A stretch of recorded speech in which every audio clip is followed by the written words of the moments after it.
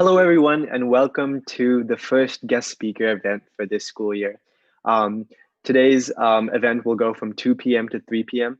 Just before we start, quick reminders, some few reminders. Attendance will be taken for this event once the talk is over.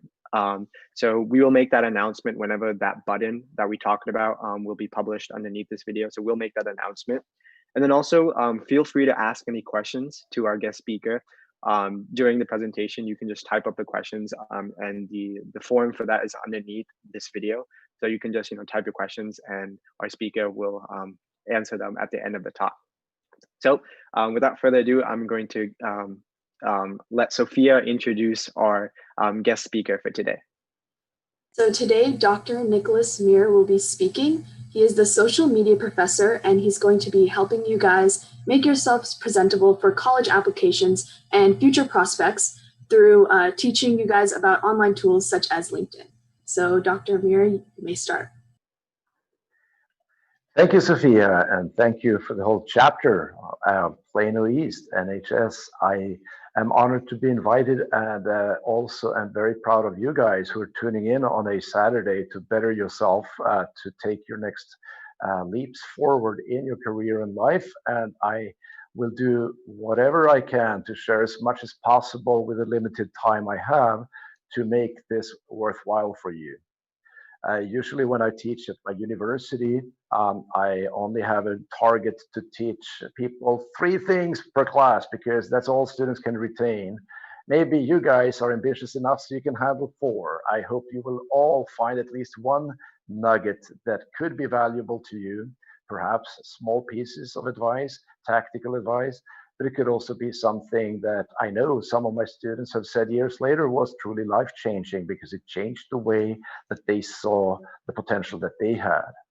I'm not going to say that there is one model to do this right, because if everyone was presenting themselves in the same way online and elsewhere to present the perfect profile, by definition, we would all look the same.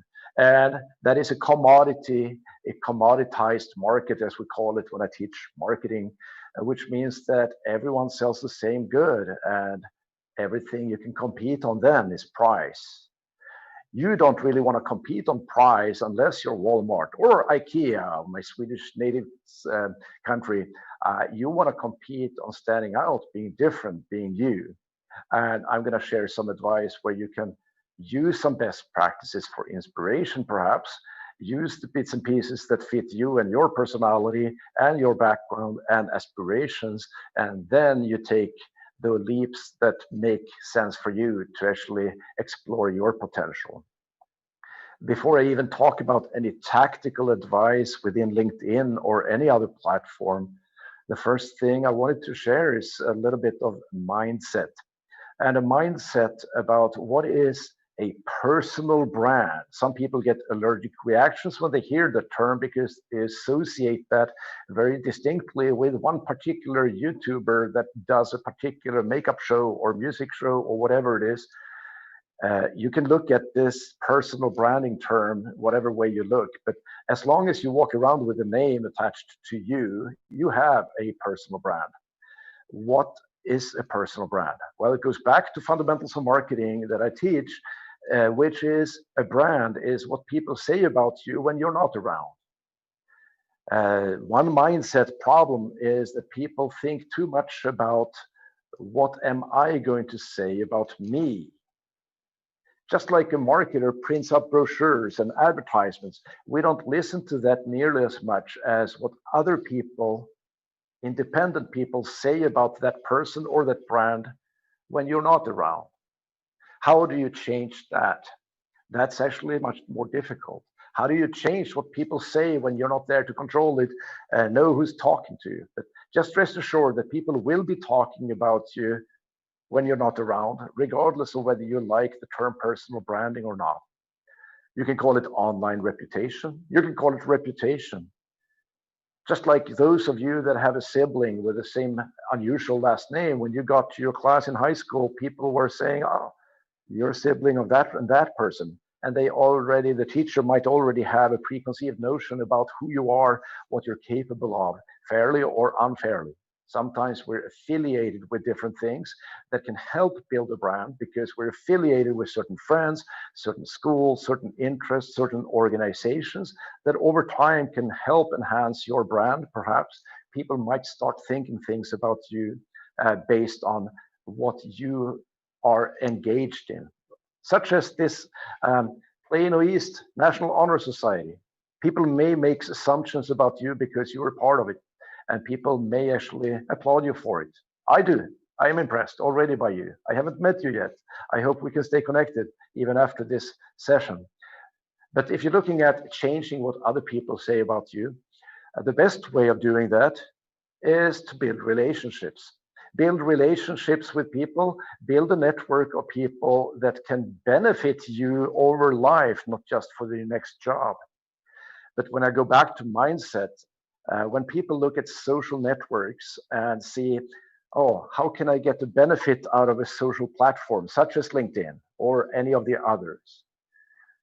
That's starting off on the wrong foot already. If you're going into a platform with the attitude, how can this benefit me? You are by definition a taker. You're going in somewhere thinking about taking before you have contributed anything. If you go in with the mindset, how can I find a platform through which I can help people, introduce people, get to know people, ask questions, and develop genuine relationships that may over time be mutually beneficial, then you have a very different mindset.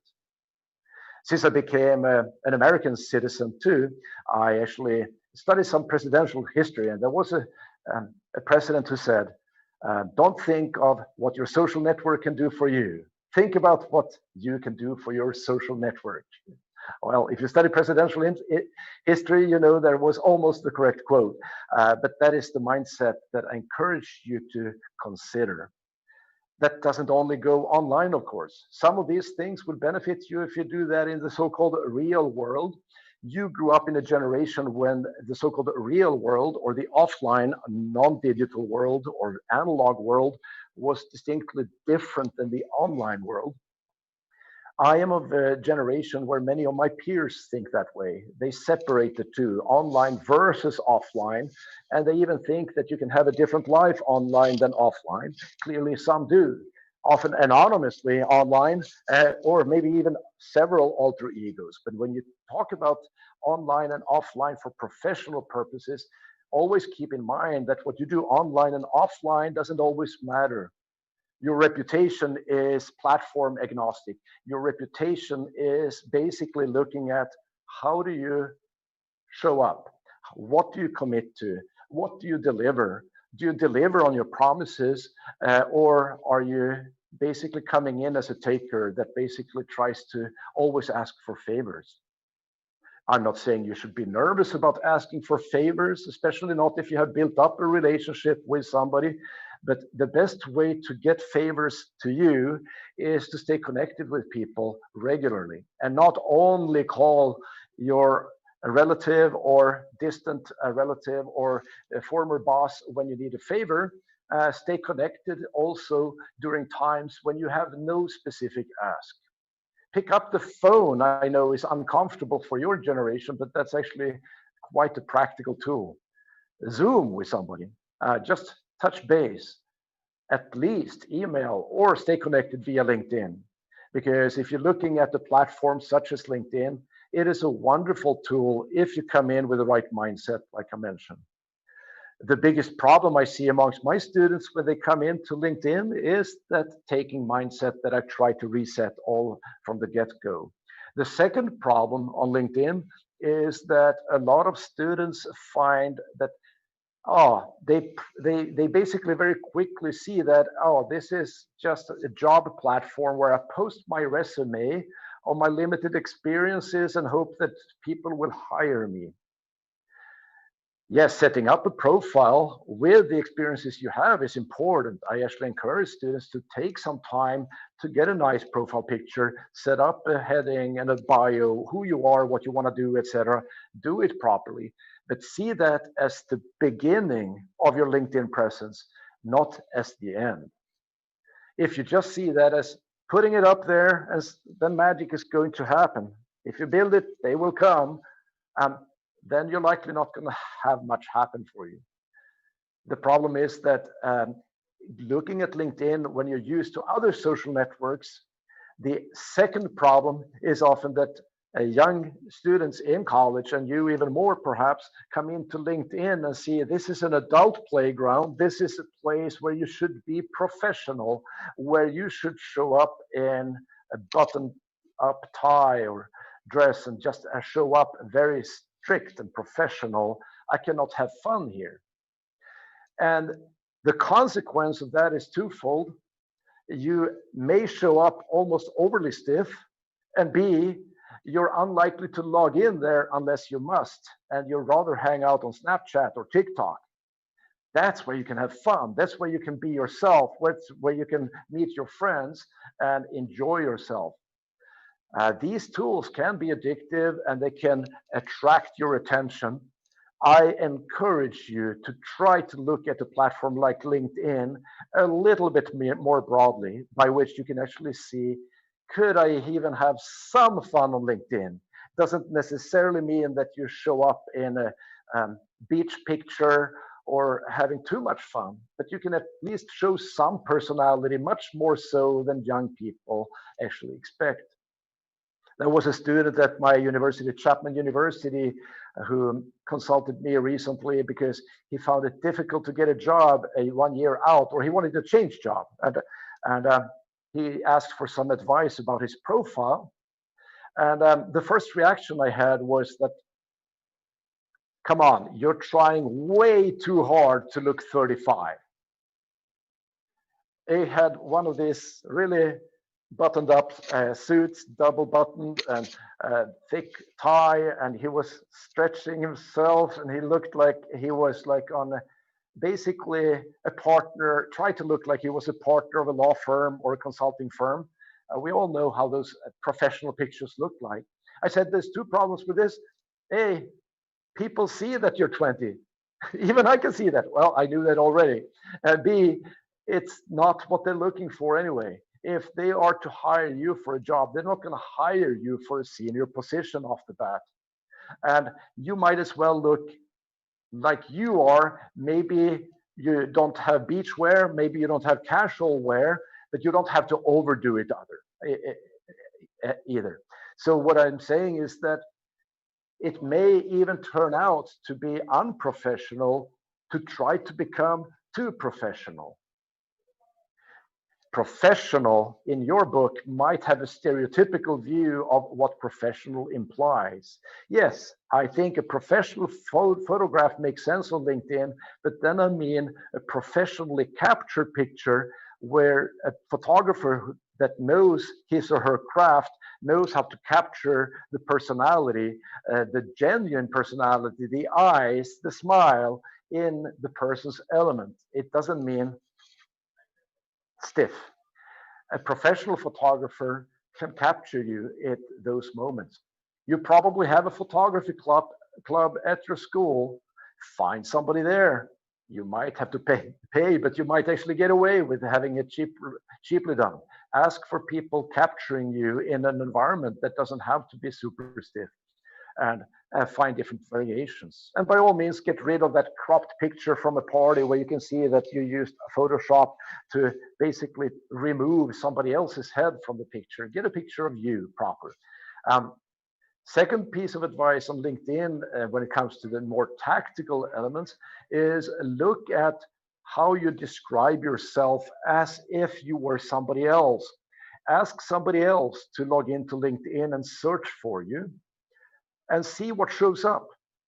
You actually have an option to show up with a title that or tagline that you write yourself that doesn't have to mirror exactly your latest job post or position as a student at your school. You can actually make a title that is separate from that shows up when people search for people. So it could show up with your new professional photograph and a tagline where you say, aspiring medical professional, or it could be aspiring marketer in my field, or something that shows where you're headed, not where you currently are. Where you currently are will be evident if people scroll down and read your full profile, but actually check what shows up when people search for you. When they see 10 different options, who should they click on? Are you showing up in a way which will attract that click based on your photo and the tagline? The next tactical advice when it comes to LinkedIn is, in order to show up more professionally, you actually go into settings and change the URL. The URL, the internet address at the top, comes as a default with your name and followed by a string of 10 numbers, or I don't know how many numbers, but a lot of digits. You have an option to remove those digits and choose a customized URL that in the best case shows your first last name, or maybe with a dash in between, or find a variation thereof with a middle initial or some other version. But just keep in mind that that's going to make it look much, much more professional, not only when people happen to find you on LinkedIn, but also when you're going to share your LinkedIn profile on your resume, on your business card, or in an email or anywhere else. It looks cleaner, looks more attractive, and is more likely to generate a click, and people will connect with that person that has a more streamlined presence. As a side note, the first class in my college class on social media, I actually tell students to check out if your domain name is available, which is the next level. Do you have your own personal website? And that may be a stretch for you to even imagine, even though I'm sure that some of you already have one. Usually people that are in the creative arts and have a portfolio of videos or artwork or photography that you want to showcase, you may already have gone through this motion. And I'm sure that many on campus are technically adept to build a website. You don't have to be technically adept. You just need to grab the name first. Go to namecheap.com, for example. See, is your first last name.com available? .com is still the Rolls-Royce standard for having a presence online. It communicates trustworthiness, and it is much better than having any of the other top-level domains, TLDs, that you have after the dot. After that, I might consider .me from the country of Macedonia that sells something that makes sense for personal brands. .me, it makes more sense than .org, for example, that is originally intended for nonprofit organizations. But that's a side note for you to take it to even the next level. Create your own website, or at least claim the domain name. And even if you don't build a website today, that can preclude somebody else from grabbing that. And it could also allow you to redirect that website even before you have built it. Just by having a domain name, you can redirect it to your LinkedIn profile for the time being, until the day you may choose to take it to the next level, to build your own house on your own land, your own domain name. Because at the end of the day, building your house on LinkedIn is rented land. It's controlled by LinkedIn. They determine the rules in terms of service, and they might kick you out. They might charge you for looking for a job tomorrow. They currently is a very powerful platform, but it goes with all the platforms you build on somebody else's land. But going back to LinkedIn, what do you showcase there? One of the problems my students have is that I don't know anything yet. How can I have a LinkedIn profile? And it doesn't make sense. I haven't done anything. I have barely studied anything. And why would people care about little me? Well, don't underestimate the interest people might have, because like I mentioned, the most successful lives are often had by those that are generous and share and help others as a default, and karma will come back and reward them over time. Not necessarily from that individual, but there are actually a lot of people that you have already met and encountered that would be happy to connect with you, just from the mere fact that they might be flattered that you ask them a question once in a while, ask for a piece of advice, and maybe once in a while they feel good about giving you a tip. And they also know that over time, you might have interesting careers where if you're not a buyer of that person's products and services, maybe you recommend that person to somebody else who may be in that market to get a lawyer, to get a dentist, to get a doctor, to get a car, whatever trade you're in.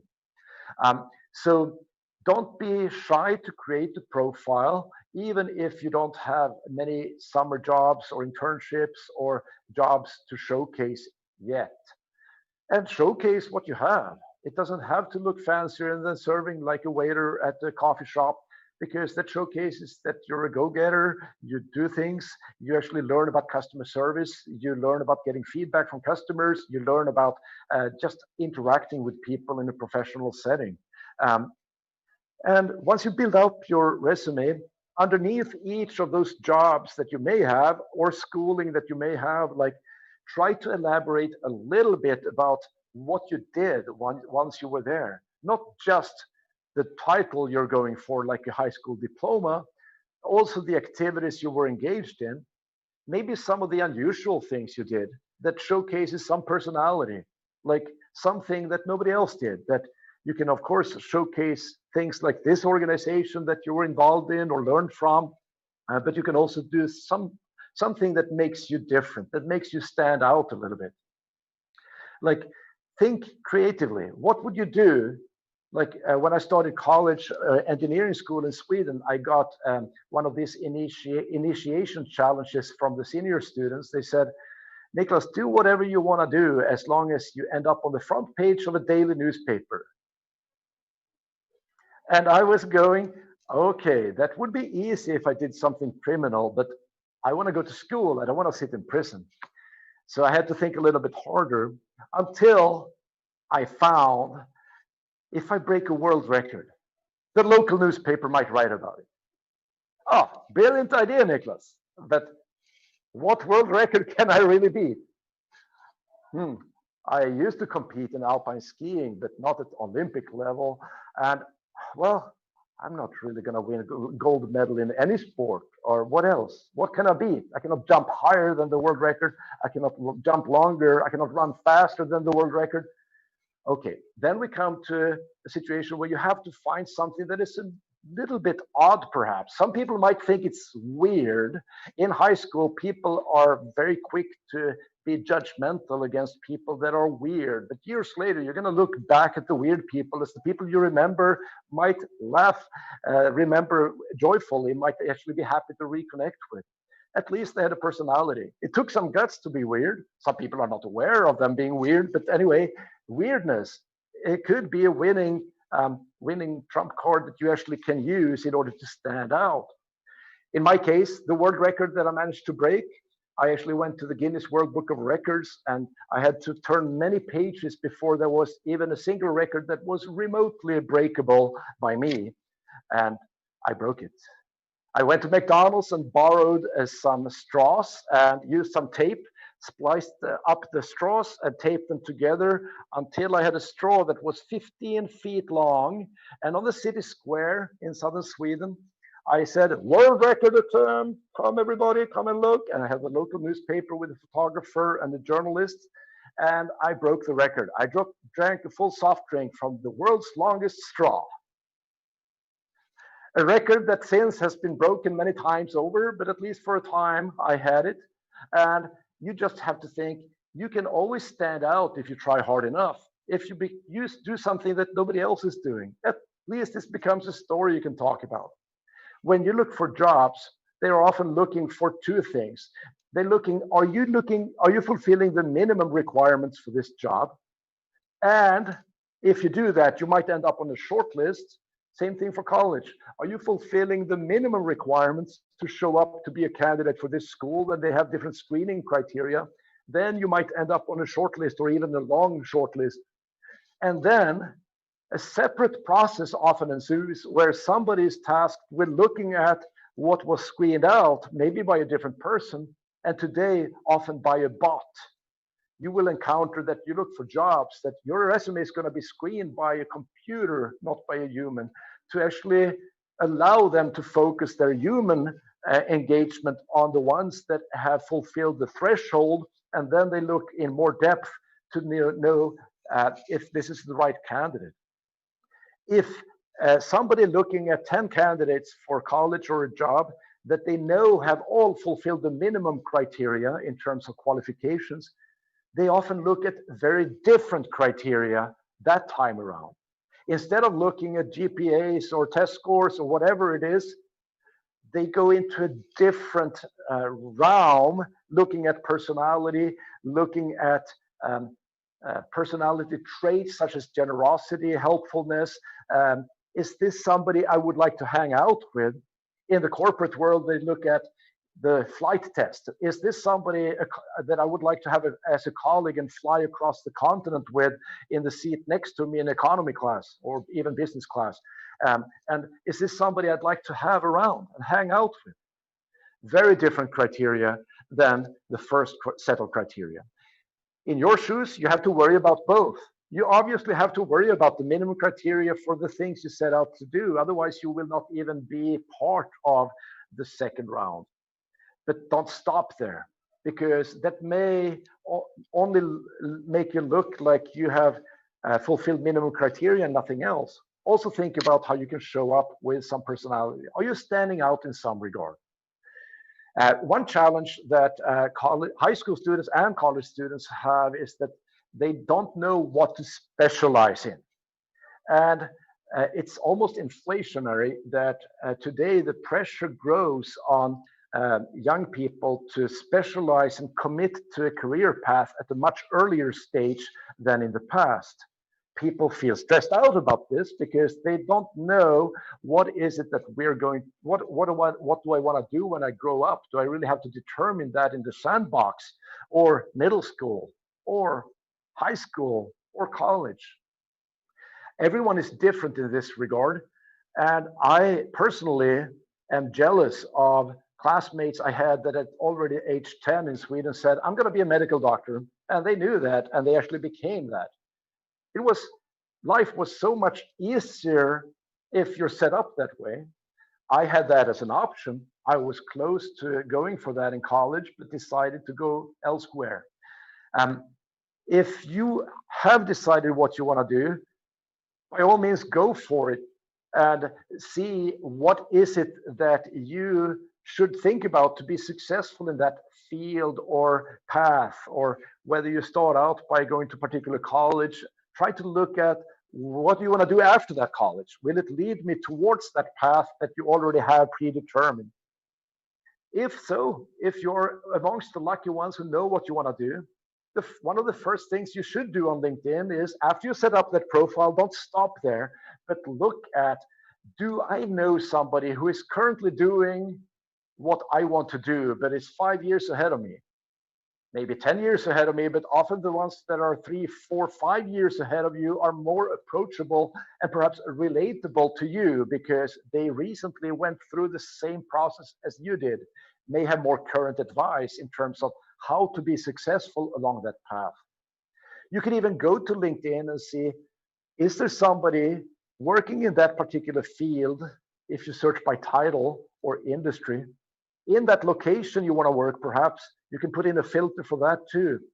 You can even put schools they went to, and assuming that they shared that they went to the same high school as you did in Plano East, maybe it's going to double the likelihood that they will accept your invitation on LinkedIn when you connect with them with a short introductory note. Always include a short introductory note when you click, not just connect, but also briefly say, hi, my name is Sophia. I'm a senior in Plano East High School in Texas, and I'm looking into a career in X. And I see that you have successfully embarked on such a path and went to Plano East, and I would be curious to have a chat with you to get some advice. Chances are much higher if you're coming from the same path or have something else in common. It could be a hometown, it could be a school, it could be a common acquaintance you can sometimes see on LinkedIn as well. If you don't know somebody in that profession or at that employer's workplace, you can see, am I connected with somebody who is? And then you can explore, learn from that, connect with them, ask for advice, but also start following them. Another student of mine, he actually contacted me a year out of my college, and he said that he wanted to get a job in a different field. And I said that he wanted to get some advice. And I said, well, one issue with your LinkedIn profile is when you go into LinkedIn, you can see the profile was looking good, but you can also see that he had only 40 connections or something. Yes, it's good to have quality connections, but you also want to have quantity. I'm not saying you should accept anyone, but by having both so-called strong ties and weak ties, you will be exposed to different parts of the universe on a more continuous basis. By following them, seeing what they share about where they live, where they operate, you will be exposed to more vantage points and opportunities. And if you at least sometimes engage with them, you will have a wider network. Yes, I'm not saying you should break up with your closest friends. They are great if you get sick or if you need somebody to help you move, etc. But don't discard some people call them superficial friends. Well, what did your parents tell you about that stranger in the playground? Well, if they're good parents like me, they probably said, well, that's a stranger now, but it could be your friend tomorrow. And that is just a mindset issue. Try to connect with more people, connect with classmates, Don't become too much of a taker by saying, I'm only going to connect with people who can help me. No, you never know who's going to help you in the future. Think about connecting with people because they're people and you want to hang out with people. People do better than people that are not engaging with relationships. You will learn something from everyone. You may even benefit from them, even if you didn't expect it. Maybe somebody that you thought would go nowhere will go everywhere, and vice versa. Don't be judgmental and say, this is a person I will benefit from. And when it comes to the other kind of person, the person who is not sure what they want to do when they grow up, a little bit maybe having several options or completely confused, don't stress out about that either. I think that what you can do is not put too much pressure on yourself just because others are fortunate to know what they want to do. You can actually have an approach where your main task right now is to explore different options, sometimes in the form of internship, summer job, or temporary side employment next to school, or even work after school for a couple of years in that trade to learn something about something that you might want to explore, or just see that as an experience that made you grow as a human being while you were contemplating what to do. I think it would be a worst mistake to go into a specialized field study wise and ramp up student debt on things that you don't want to pursue. So it's a question of, can you do this exploratory path? Some colleges may fit better for you if you know what you want to do. Others may fit better if you want to explore the world, get more well-rounded, and not be in a rush to get on with the so-called professional life. Take the time you have to enjoy life as well while you're living it. If you have the opportunity, take a sabbatical. In high school, I took a sabbatical in my Swedish high school and went to New York State for 1 year, knowing full well I would get zero credit for it except my English class when I got back. So some people said, you lost a year. I felt I won a year. Yeah, it was a good experience for me. I learned something about a different environment and I grew as a person. I came back. My classmates had already gone 1 year ahead of me. I lost out to them, but I felt I won out. Same thing in college, engineering school. After 2 years, I felt, well, if I work really hard in the summer, night shifts, and do the same thing next summer, during the winter, I can take a sabbatical year and travel around the world for 8 months. That's what I did. I learned about India, Nepal, Southeast Asia, New Zealand, Australia, and I went to Hawaii and California as well. Then my backpacker budget really didn't serve me well coming to America. But exploring all these other options was a wonderful experience to have. I know that may not be a realistic possibility for everyone, but just think about, can you try to not rush life? I sometimes see students come into my office saying, I want to graduate in 2.5 years or 3 years. And sometimes it is because of tuition and costs, and they really cannot do it the normal way if there's something normal. But in many cases, people are just stressing out, trying to get done as soon as possible. I encourage you, when you get to college, have the 4 best years of your life rather than the 3 worst years of your life. Or even 5 years. What? I don't care. I'm not going to judge you. I think students are sometimes nervous about having gaps in their resume or LinkedIn profile. It looks like you didn't do anything serious. Well, if you traveled around the world, maybe you can volunteer. Maybe you can document what you did. Maybe you can do a blog. You can actually showcase what you did, what you learned, and how you grew as a human being. Understanding how different cultures operate, different cultures, different languages.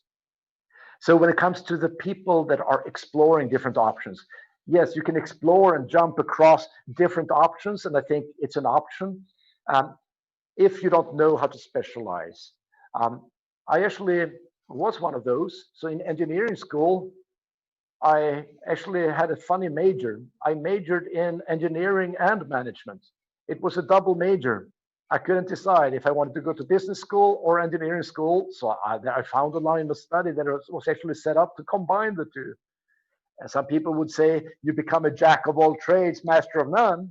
But that expression wasn't intended as an insult when it was created.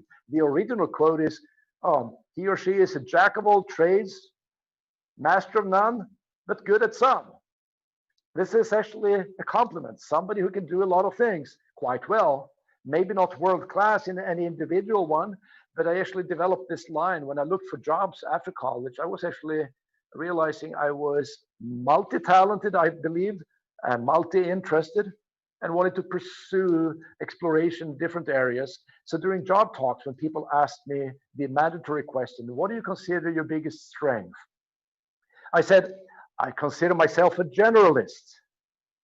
And then I waited for 4 seconds, because when people say they're a generalist, people usually become skeptical in their eyes and look a little bit, they know nothing. And then I came with a killer. I consider myself a generalist with depth.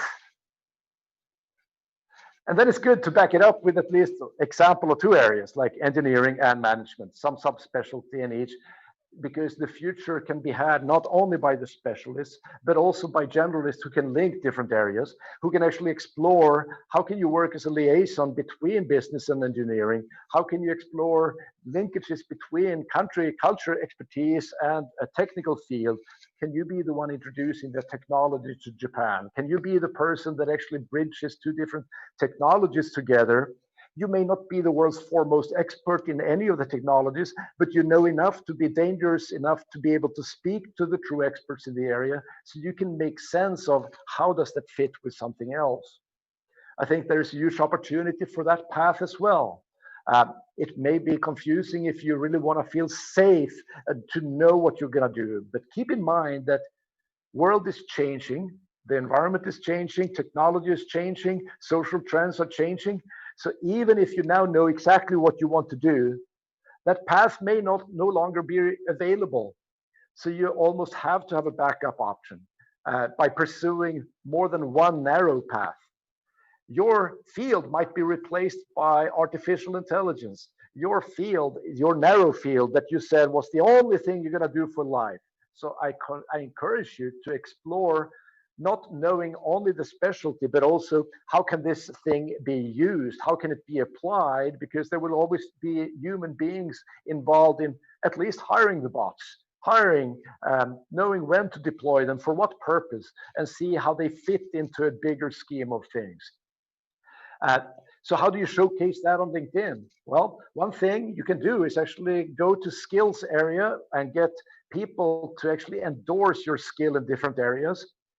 I tell my students who are about to graduate, they should no longer have Microsoft Word as a specialty that they try to promote. If you're coming out with a college degree from a good university like my Chapman University, you should assume that that person can type. You should assume that that person can use a word processor, and it doesn't really matter which one you use. You can use Google Docs, you can use whatever. Instead, highlight the things that you want to explore that actually showcases a little bit about the areas you're interested in. And you don't have to be the world's foremost expert in artificial intelligence to put it as an interest area and something that you learn about, sometimes share about, because that is the power on LinkedIn after you created your profile, to develop those relationships and also stay connected. At the minimum, sometimes click like on the posts by others you just connected with. Even better, comment and say thank you, this was enlightening, or sometimes share some of your perspectives. Sometimes share. You can also privately communicate and stay connected with people. Develop a list of 50 or even 10 of people you want to stay connected with, and make sure that it never goes another year when you forgot to call them at all. In the business world, they call it customer relationship management systems. And it sounds like a boring thing, perhaps, to you, but it's meant to make sure that a business doesn't forget about somebody who didn't buy between the times. Maybe you just need a laundry machine every 5 years, and maybe you can still stay connected year 2. If they bought a car every 5 years, maybe at year 3, you can see how is the car going, stay connected. And you can actually find ways to connect and just ask questions. people want to help you guys. I'm going to wrap up soon, but people want to help you. And I think you're in a good position signing up for an event like this. Do like Sophia. She has some guts, have some guts to experiment.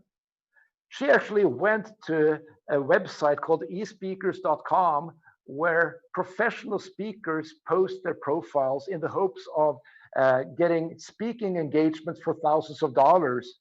Sophia Rahim goes there and asks if I want to speak for free.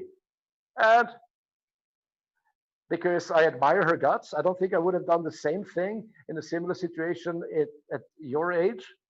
And also, it was for a good cause. So sometimes you do things that just feel right, and it felt right. So it's been a true honor to be part of your day, showing up on a Saturday.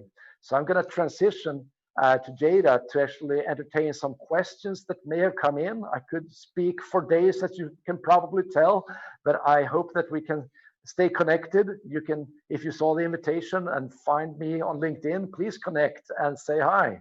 I'm looking forward to following your future, and let me know if you have any questions now. All right, thank you, Dr. Myhr, for that amazing presentation.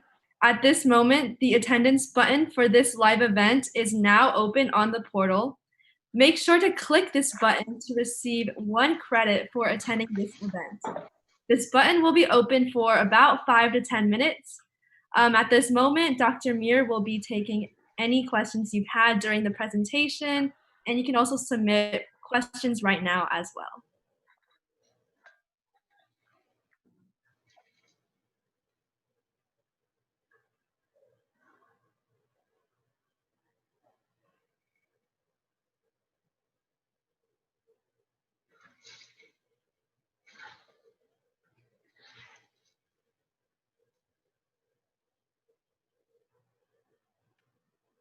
Okay, Mr. Myhr. So here we have some questions. The first question we have is, what got you into the career path of social media education?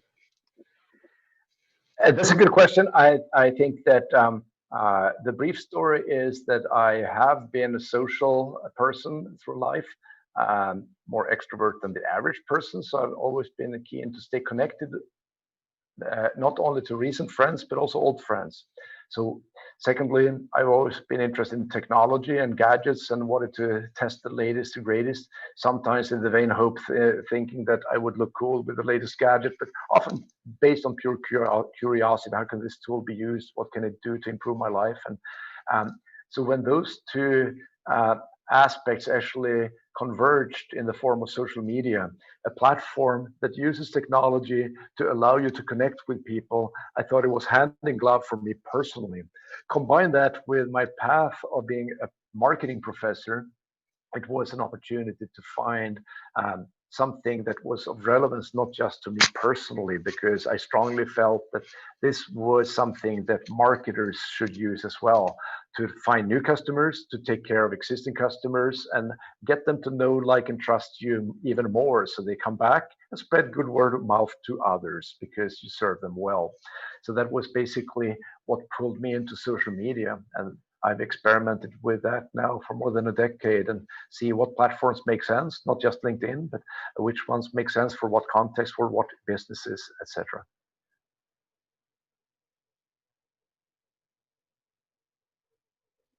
Okay, so the next question we have is, how would you navigate knowing the difference between when you should appear more professional versus more casual? I think that you have to look at it like an overall stream of activities over a period of time. If it is only one communication you have with an individual, maybe you are a little bit on the side of looking more professional. But if you're connected with somebody on LinkedIn, let's say through the course of a year, you've been connected and you're not actively looking for a job there right now, they will have an opportunity to see you share content that sometimes look buttoned up. Maybe you're doing a presentation for a student organization and you share or some bits and pieces of that and some thoughts, and sometimes something about more casual or more personal. I think then you have an opportunity to have a blend for people that follow you. So make sure you have both. Again, if you just have one initial impression, maybe you shouldn't start with the barbecue picture, but then you show up on the erring on the side of not stiff, but at least on the professional side. One more thing is also it depends on the field you're going into and the college you're applying to. If you're looking at a college that is known to be very casual and versus one that is very strict, you can basically do an images.google.com search and see on the campus how the students look like here. Are they like in Hawaii shirts and shorts, or are they having school uniforms types of experiences? And then you can also judge the degree to which that you may want to conform, but always, I don't like the word conform because it makes you look standardized, but it maybe at least adjust a little bit more in the formal direction.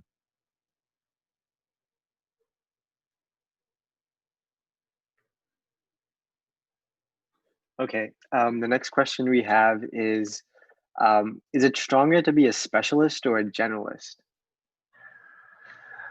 I think both are viable options, but you will do poorly as a specialist if you're not committed to the specialty. If you're not committed to the specialty, you will perhaps conform to the minimum standards of pursuing that. Maybe you will barely scrape by in terms of passing the different milestones involved in being licensed or educated or getting the experiences you need to work in that field.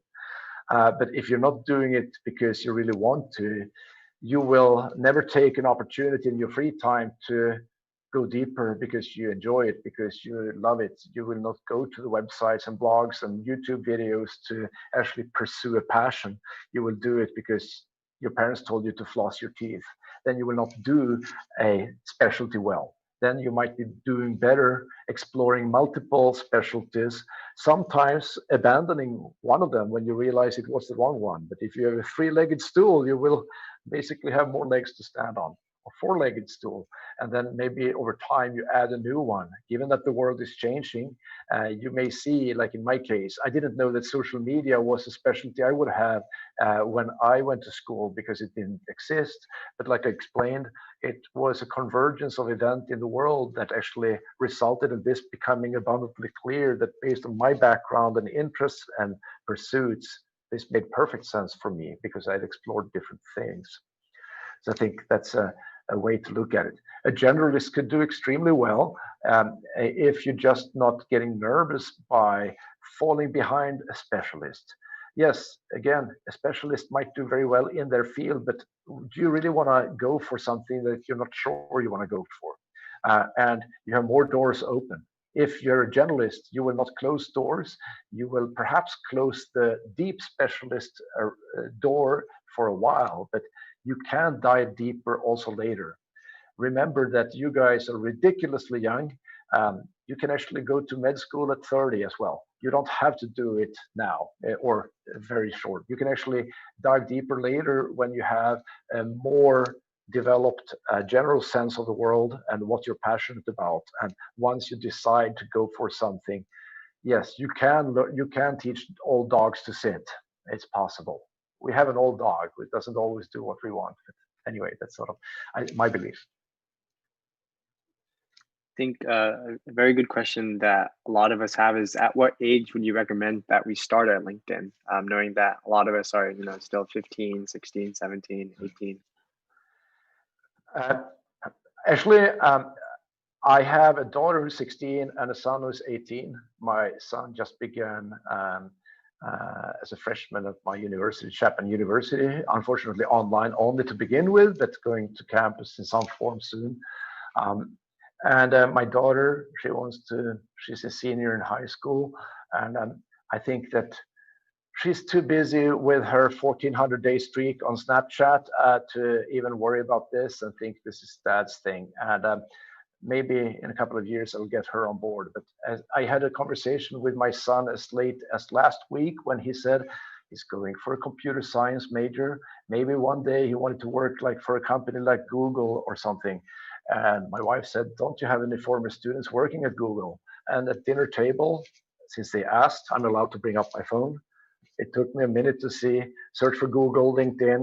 Yeah, Brandon, I know him well.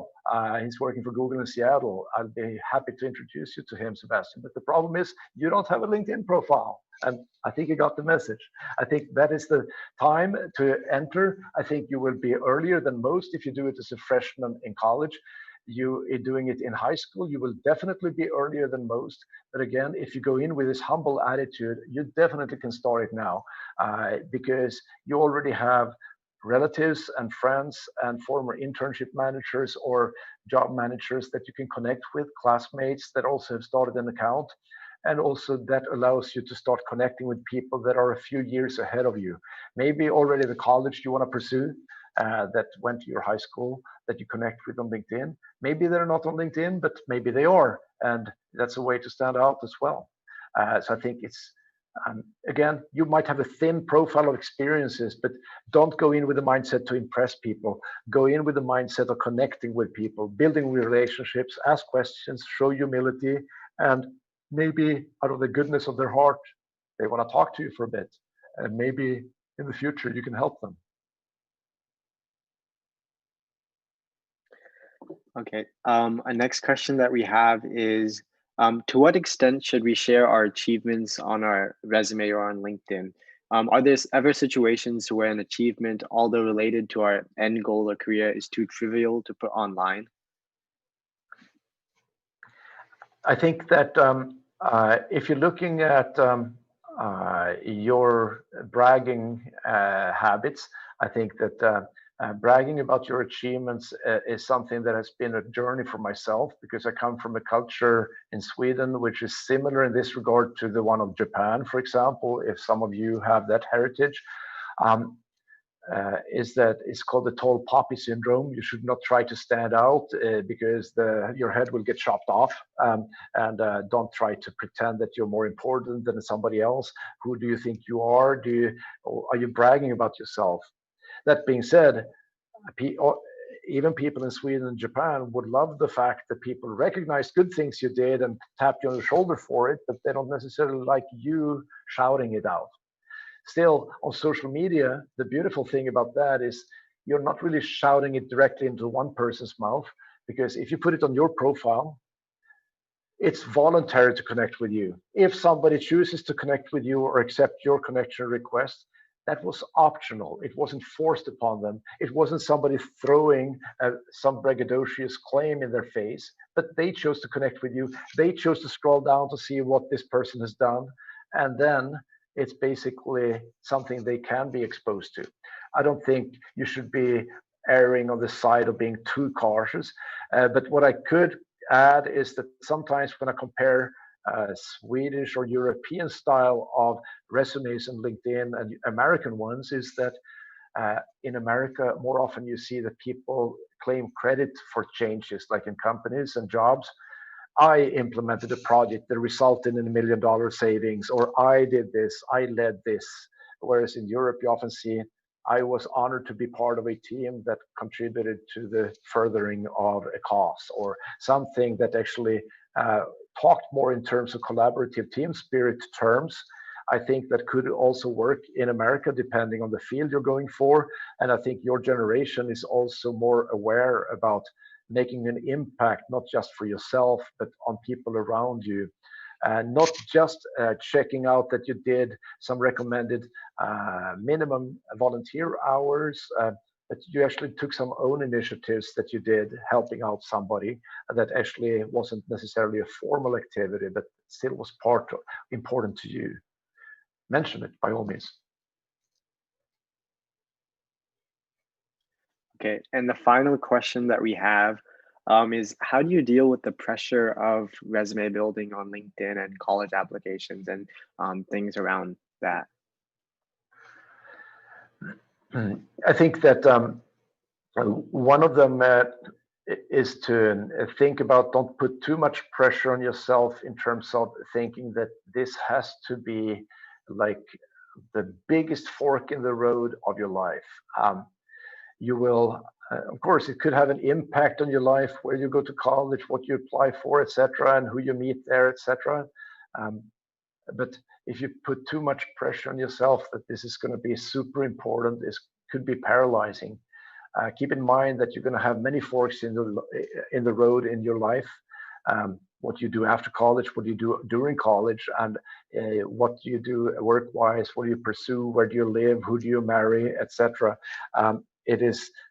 Life is full of choices, and if you put too much pressure on yourself to make the perfect choice, it could be paralyzing.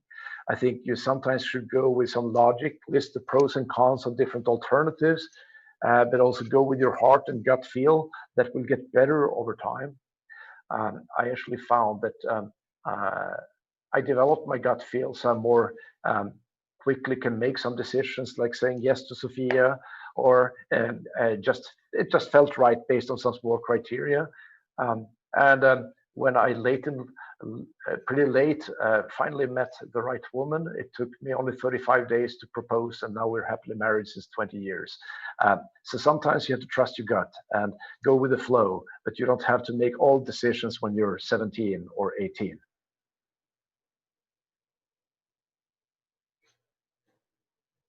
Okay, all right, everyone. So that wraps up our first NHS Talks event and our first official program of the year. I just want to say a big thanks once again to Dr. Myhr. We really, really appreciate you taking the time out of your day to talk to us and give us such amazing advice. I'm sure everyone watching learned so much today. I know I definitely have. We couldn't have had such an amazing first event if it weren't for you. Were there any last kind of words that you wanted to say to everyone watching?